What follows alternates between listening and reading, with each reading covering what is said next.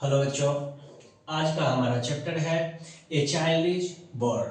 A child is born एक एस्से है जो जर्मन ग्रीड के द्वारा लिखा गया। जर्मन ग्रीड का जन्म 1939 ईस्वी में हुआ था। तो आज हम इन सारे क्वेश्चंस को देखेंगे। ये आपके एग्जाम के दृष्टिकोण से बहुत ही ज्यादा इंपॉर्टेंट है। तो चलिए इसको देख लेते हैं। फर्स्ट क्वेश्चन है, Germaine Greer was born and educated in dash, यानी जर्मन ग्रीड का जन्म कहाँ हुआ था और वो कहाँ पे शिक्षित हुई थी। तो देखते हैं, जर्मन ग्रीड का जन्म ऑस्ट्रेलिया में हुआ था। इसमें भी याद रखिएगा, जर्मन ग्रीड का जन्म 1939 ईस्वी में हुआ था। 1939 ईस्वी, ये देखिए 1939 कहाँ पे हुआ था? ऑस्ट्रेलिया में हुआ था। अब जरा इन सारे ऑप्शन को भी देख लेते हैं। अमेरिका में बताइए किसका जन्म हुआ था? तो अमेरिका में जन्म हुआ था पर्लेस बक का।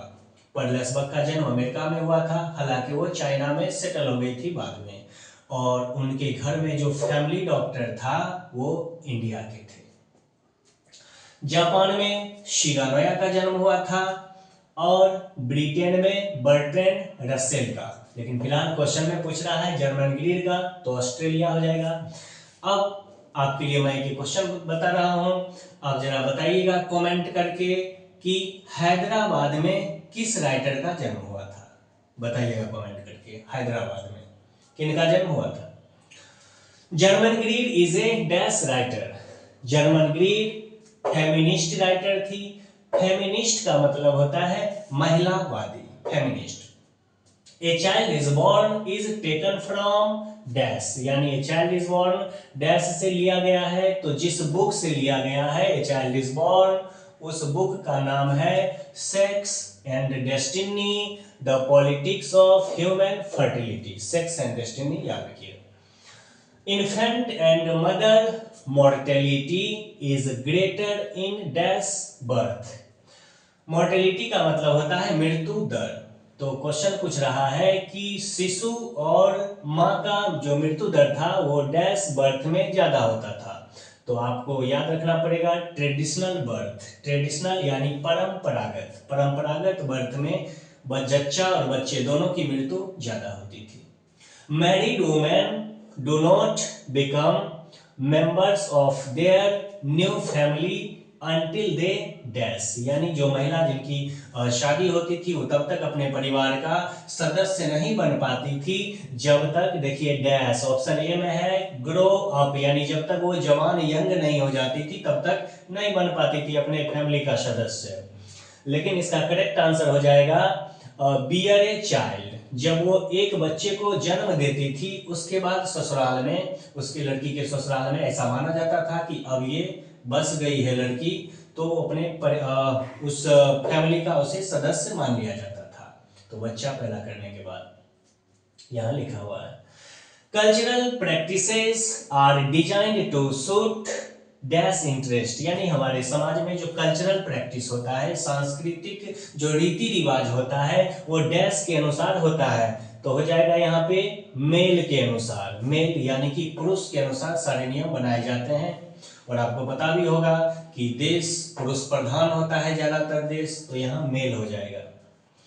Dash women goes to her mother's house during her pregnancy. Dash महिलाएं प्रेगनेंसी के दौरान अपने माँ के घर जाती है। तो Sylheti women, Sylheti women. In traditional society, परंपरागत समाज में child birth is dash affair, बच्चे का जन्म डैश अफेयर है। तो बच्चे का जन्म यहाँ पे फैमिली अफेयर है, यानी पूरी फैमिली मिलके उसका देखभाल करते हैं ट्रेडिशनल सोसाइटी में, परंपरागत समाज में। Dash people think that all mothers in law are unjust. Dash के लोग ये मानते हैं कि जितनी भी मदर इन लॉ होती है, मदर इन लॉ यानी सासू माँ होती है, वो अनजस्ट होती है, अन्यायी होती है। एंड विंडिक्टिव, विंडिक्टिव का मतलब होता है ईर्ष्यालु। तो कौन से लोग ये बात मानते हैं? तो देखते हैं ऑप्शन में क्या है। ऑप्शन में होगा यहाँ पे वेस्टर्न, यानी पश्चिमी देश के जो लोग होते हैं उनका मानना है। कि मदर इन लॉ सासू माँ जो होती है वो क्या होती है, अनजस्ट और अन्यायी और विंडिक्टिव होती है, यानी ईर्ष्यालु होती है। Which women officials had stopped going to international conference? International conference का मतलब होता है अंतरराष्ट्रीय सम्मेलन, और ऑफिशियल्स मतलब अधिकारी, यानी कौन सी महिला अधिकारी अंतरराष्ट्रीय सम्मेलन में जाना बंद कर दी। तो देखिए कहीं पे होगा सूडानी वुमेन, तो सूडानी जो वुमेन है, सूडान की महिला अधिकारी, वो इंटरनेशनल कॉन्फ्रेंस में जाना बंद कर दी। Naming ceremony is held when the baby is dash days. तो नेमिंग सेरेमनी यानी बच्चे का नामकरण जब बच्चा कितने दिन का हो जाता है तो होता है, तो 7 डेज के जब बच्चे हो जाते हैं तब बच्चे का नामकरण किया जाता है। 6 डेज नहीं मान लीजिएगा, बहुत आदमी 6 डेज ऑप्शन में लगा देता है ये समझ के कि 6 दिन पे छठी होता है, तो ऐसा नहीं। 7वां दिन आपको ध्यान में रखना पड़ेगा। 7वां दिन नेमिंग सेरेमनी होता है, महिला लोग आती है, महिला और यंग गर्ल्स आती है और पान खाती है, गीत गाती है, ये सारा बात है। रूप ठोका is all told by dash. रूप ठोका एक परियों की कहानी है, फेयरी टेल्स है, जो डैश के द्वारा बोला जाता है, तो बच्चों के फेवरेट आंट के द्वारा बोला जाता है। बच्चे के जो पसंदीदा आंट होती है, चाची होती है, उसके पास बच्चे जाते हैं और ये कहानी सुनते हैं, रूप ठोका कहानी। रूप ठोका फेयरीज टेल्स है, फेयरीज मतलब परियों की कहानी। Who visited an enormous, enormous का मतलब होता है भारी भरकम, यानी विशाल, बड़ा वाला, modern hospital for Bantu patient in south Africa. South Africa में जो मॉडर्न हॉस्पिटल था बहुत बड़ा, बंटू पेशेंट का हॉस्पिटल, वहां पे कौन गई थी विजिट करने के लिए? तो विजिट करने के लिए कौन गए थे बताइए? शीला कितजिंगर गए थे, Sheila कितजिंगर। The child in Bangladesh play out of doors with dash, यानी कि जो बच्चे होते हैं, ये देखिए किस देश के बच्चे होते हैं, तो बांग्लादेश के बच्चे, वो घर के बाहर किस खिलौने से खेलते हैं? तो नेचुरल ऑब्जेक्ट से खेलते हैं, नेचुरल ऑब्जेक्ट, प्राकृतिक खिलौने से खेलते हैं। For the Sylheti woman, the whole matter of pregnancy is one of the Sylheti women के लिए प्रेगनेंसी का जो पूरा अवधि रहता है वो डैश रहता है, तो पूरा अवधि रहता है क्या चीज? सेलिब्रेशन रहता है, सेलिब्रेशन, यानी वे लोग जश्न के रूप में इस चीज को लेते हैं। What does woman eat in naming ceremony? तो नेमिंग सेरेमनी मैंने पहले यही बता दिया कि 7वां दिन, ये देखिए 7th डे नेमिंग सेरेमनी होता है, और नेमिंग सेरेमनी में महिला लोग पान खाती है, गीत गाती है, पान रहेगा उस समय। Where the children of joint family are taken bath in Bangladesh.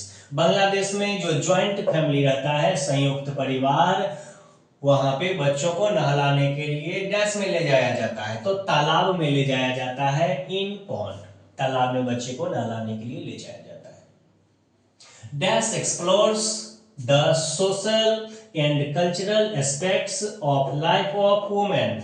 Explore का मतलब होता है पता लगाना, यानी कि डैश पता लगाती है महिलाओं के सामाजिक और सांस्कृतिक जीवन की पहलुओं के बारे में। एस्पेक्ट का मतलब होता है पहलू, जीवन की पहलू के बारे में। तो पता ही होगा जो चैप्टर के लेखक हैं जर्मन ग्रीड वही होगी। In non technocratic society birth is always dash. Non technocratic का मतलब होता है गैर तकनीकी। गैर तकनीकी समाज में बच्चे का जो जन्म होता है वो जन्म डैश होता है, तो बच्चे का जन्म अटेंडेड होता है। अटेंडेड मतलब होता है घिरी हुई अवस्था में, यानी सभी लोग घर वाले उसको ढाढ़स बढ़ाते हैं, हौसला जाहिर करते हैं, घेर के रखते हैं उन महिलाओं को जो बच्चे को जन्म देने वाली होती है, तो अटेंडेड हो जाएगा यहाँ पे। Mother and daughter discharged from the hospital after dash days. 2 दिन के बाद, 2 डेज के बाद मदर और उसके जो डॉटर रहते हैं वो दोनों डिस्चार्ज हो जाते हैं, क्योंकि वहाँ के नर्स, उस हॉस्पिटल के नर्स अच्छी नहीं होती है, और ब्रेस्ट फीडिंग में भी ब्रेस्ट फीडिंग नहीं करवाता है वहाँ पे, इसलिए मदर और डॉटर दोनों 2 डेज में ही, 2 दिन के बाद ही डिस्चार्ज हो जाते हैं। Losing of A women her own name and known as the mother of her firstborn is regarded as dash in western society। यानी वेस्टर्न सोसाइटी, पश्चिमी देश वालों का मानना है कि ईस्टर्न कंट्री में, एशियन कंट्री में जो लड़की होती है शादी के बाद अपने मायके जाती है, और शादी के बाद अपने ससुराल जाती है मायके छोड़कर, और वहां पे उसका अपना नाम खत्म हो जाता है, और जब एक बच्चा होता है तब उस महिलाओं को, उस लड़कियों को उसके पहले बच्चे के माँ के रूप में जाना जाता है, अपना नाम खो देती है। तो ये चीज वेस्टर्न कल्चर वाले क्या मानते हैं, घृणित मानते हैं, ये घृणित माना जाता है उनके द्वारा। घृणित मतलब आउट्रेजियस यहाँ हो जाएगा, आउट्रेजियस का मतलब होता है घृणित। In dash children are not born at the whim of parents. Whim का मतलब होता है इच्छा, यानी पेरेंट्स के इच्छा पर नहीं, but in the response to broader pressure from the whole group.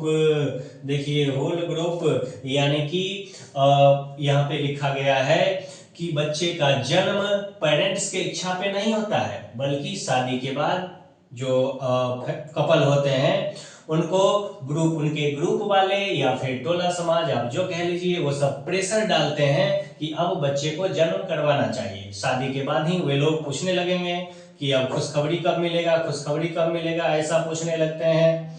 घर वाले, बाहर वाले सभी पूछने लगते हैं और प्रेशर में डालने लगते हैं। तो मजबूरी में क्या होता है, उनको अपने इच्छा से नहीं, बच्चे को अपने इच्छा से पेरेंट्स जन्म नहीं देते हैं, बल्कि प्रेशर में जन्म देते हैं। ये बात यहाँ पे लिखा हुआ है।